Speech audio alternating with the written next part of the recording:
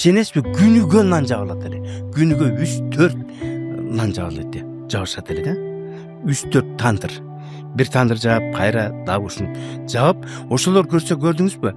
Ошол 60 сом менен эле, ошо балдардын ырыскысы менен келген кеткен коноктор и өзүбүз ошонун ортосунда эжелер манты кылат эле.